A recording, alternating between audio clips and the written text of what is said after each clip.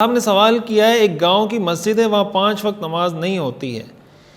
تو کیا وہاں جمعے کی نماز ہو سکتی ہے؟ 30-35 لوگ ہوتے ہیں۔ دیکھیں اس طرح کے جو مسائل ہوتے ہیں نا وہ معروضی حالات سے تعلق رکھتے ہیں کہ وہاں آبادی کتنی ہے، وہاں ہاسپٹل ہے نہیں ہے، بازار ہے نہیں ہے، تھانہ ہے نہیں ہے، وہاں کی ضروریات کا انتظام ہے یا نہیں، ان ساری چیزوں کو دیکھ کر ہی فیصلہ کیا جا سکتا ہے۔ جمعے کی نماز کے لیے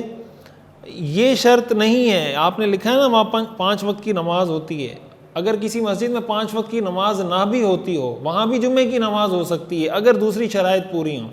لیکن اگر دوسری شرائط پوری نہ ہو جو میں نے بتایا، جو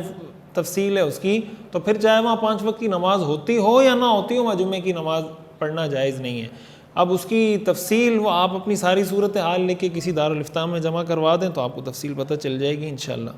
مفتی صاحب میں ایک لڑکے سے نکاح کرنا چاہتی ہوں مگر اس کو نہیں پتہ ہے تو کیا میں اس کو بتا سکتی ہوں میسج کے ذریعے کہ میں آپ سے نکاح کرنا چاہتی ہوں، پھر وہ میرے گھر والوں سے نکاح کی بات کرے گا؟ کیا اس کی اجازت ہے اسلام میں؟ دیکھیں اس طرح کے کاموں میں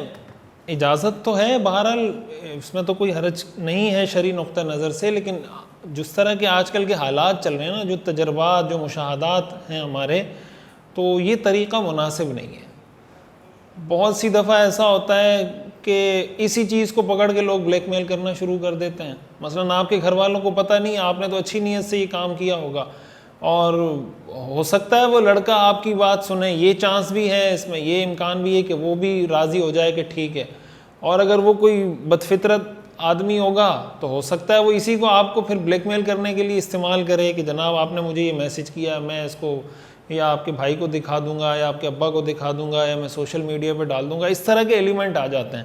تو اس کا بہتر طریقہ یہ ہے کہ آپ اپنے گھر والوں کو، یعنی اگر آپ کے گھر والے اتنے سمجھدار ہیں، ہمارے ہاں تو یہ بھی ایک مصیبت ہے کہ اگر بچی اپنے والدین کو یہ کہہ دے کہ میں نے فلاں جگہ نکاح کرنا ہے تو اس کو ہم عزت کا اور انا کا مسئلہ بنا دیتے ہیں کہ تم نے یہاں کا بولا، یہاں تو تمہارا نکاح کسی حال میں نہیں ہوگا۔ تو اگر کوئی بچی، کوئی لڑکی یا لڑکا اپنے والدین کو کوئی جگہ بتا دیتے ہیں کہ بھئی میں یہاں انٹرسٹڈ ہوں نکاح کرنے میں،